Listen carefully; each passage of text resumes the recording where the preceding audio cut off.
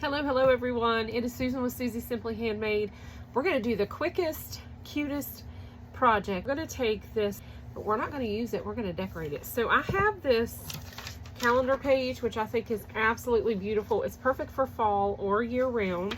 It's just a calendar page from a calendar that I picked up at one of our local hardware stores. And then I have some ribbon here, and we are going to jazz this up and make it really pretty so that I can decorate my coffee bar with it. So the first thing that we're going to do is we're going to trim off the part that has the spine holes across this part, and then there's a hole up here. So we are going to take a straight edge and cut these pieces off nice and level. It's a little bit long, and then it wraps around. It fits almost completely perfect.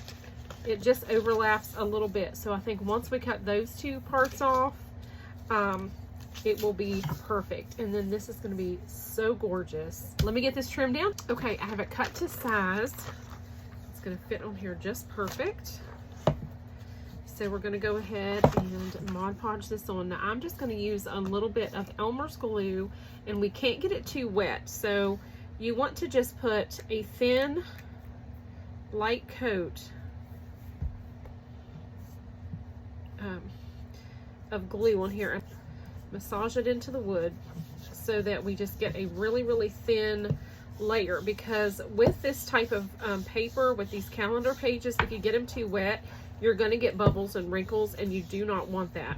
So just massage the glue into, and you can use a paintbrush if you'd like to, but I'm just using my hands here. It'll work fine. Get it to where it's just sticky but not wet, not super. Okay, then we are going to line up the edge of our image here.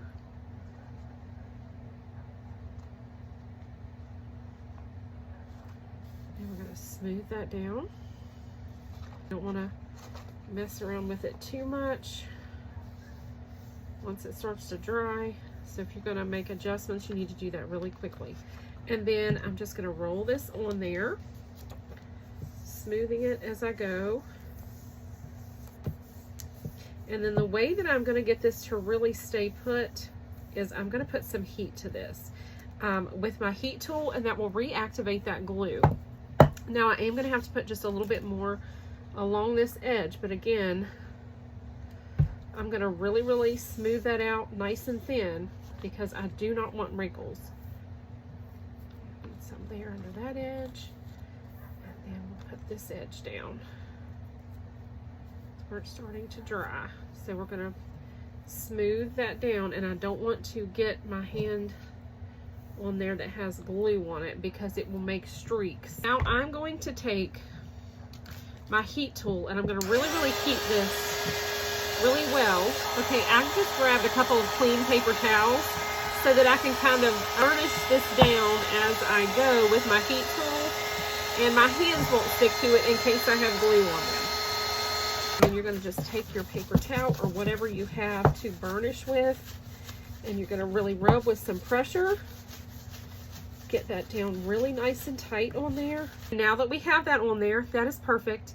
I just love it. I think it is so pretty. So then I'm going to take this ribbon, and I'm going to cut one piece for each end.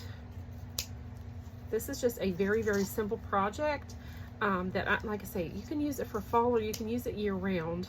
This is a perfect display piece for a country kitchen, farm style, whatever you want. Now I'm going to go ahead and I'm going to dovetail my ends,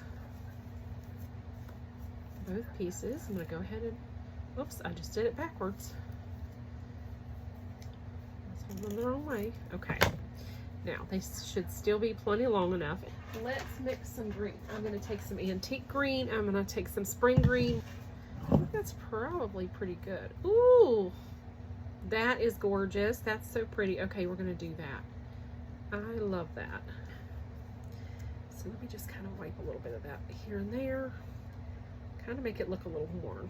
I'll take this and sand this one a little bit, because this one over here I got a little bit better, and this one I want to kind of see a little bit more of the raw wood on it. Okay, That looks really good. Look how pretty that is. It looks really authentic. It looks like it's worn. It's heavy in spots. It's thin in spots.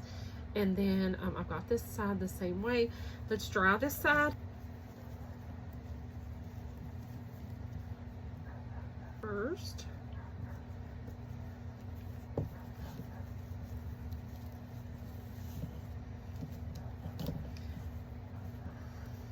Definitely going to trim those just a little bit, especially since I've messed with them and got the ends of them kind of raggedy. I'm going to tighten this, tie the other side back, trim my tails. Goodness, this is so cute. It turned out absolutely adorable. I can't wait to display it. And like I say, I don't know about this shiny. I said I wanted shiny, but do I want shiny? Maybe I do want it matte after we aged it. So let's try it. I was just worried about it like leaving streaks, but I guess we'll try it and see how it looks. Just try to really spread it out well. And hopefully when it dries, it will not be messy or streaky or any of that, because I don't want streaks. That's my main thing, is I don't want a bunch of streaks. And I guess I could also use my hand, but I'd have to be really, really quick to spread that glue with my hand. So let's do a little bit more. I think we're almost done. So I'm not doing a whole lot this way either. I'm just getting just enough on there to spread it, not leave a bunch of streaks, because I don't want that. Let's try. Let's try and see what we think. But I really love how this turned out. I hope you guys enjoyed this quick little simple project. So I love how it turned out. I think it is super pretty, and it'll just be such a gorgeous addition to my country kitchen, my farmhouse kitchen. So hope you guys enjoyed this. Thank you so much for watching. I'll see you again very soon. Bye.